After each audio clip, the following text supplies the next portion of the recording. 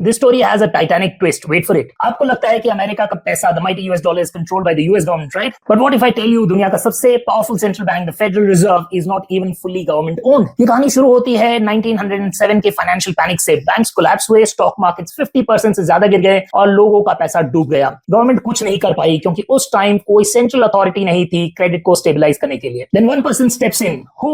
JP Morgan, एक private banker. He from his personal influence saves banks and rescues them, and temporarily America बच गया, right? But it is not with the help of the government, but with the help of one man, a private banker, JP Morgan. लेकिन ये crisis बना एक excuse एक permanent central banking system बनाने के लिए। 1910 एक सीक्रेट ट्रेन निकली न्यू जर्सी से Jekyll islands in Georgia. Fake names, lock doors और सिर्फ कुछ सिलेक्टेड लोग। Senator Nelson Aldrich, banker Paul Warburg, Frank Vanderlip from City Bank और जेपी मॉर्गन के क्लोज पार्टनर्स। इन्होंने एक वीक तक क्लोज डोर्स में मीटिंग की and they created the blueprint of the Federal Reserve. Plan was pretty simple, पैसा और credit creation private hands में रहे, लेकिन पब्लिक को ऐसा लगना चाहिए कि ये सब गवर्नमेंट कंट्रोल्ड सिस्टम के अंदर चल रहा है। इन 1913 क्रिसमस के वीक में जब लॉ मेकर्स छुट्टी पर थे, federal reserve act was quietly passed और अमेरिका का पैसा ऑफिशियली गया एक हाइब्रिड सिस्टम के कंट्रोल के अंदर, half public half private, but power completely private. Post 1913 Federal Reserve started printing money and basically the system of credit came into being, the debt system came into being.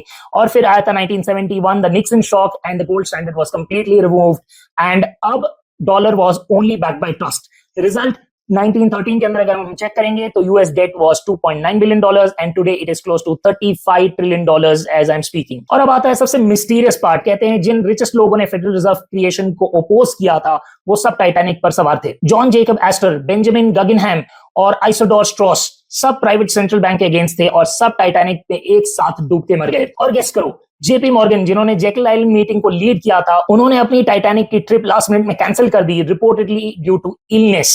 Titanic was owned by White Star Line जो control होती थी JP Morgan की company से, और Titanic के डूबने के सिर्फ 1.5 साल के अंदर federal reserve act was passed. So you cannot tell whether it is coincidence or conspiracy. जो भी हो, that day decided the fate of the world and the money supply system of the world in total. So next time you hear the Fed has announced its policy, याद रखो ये सिर्फ एक bank नहीं है, ये वो इंस्टीट्यूशन है जो पूरी दुनिया के पैसे को फ्लो और कंट्रोल करता है।